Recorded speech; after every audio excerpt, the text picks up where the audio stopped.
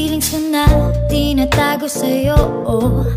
Para na akong pulis, maka-stalker sa profile mo. Ano ba?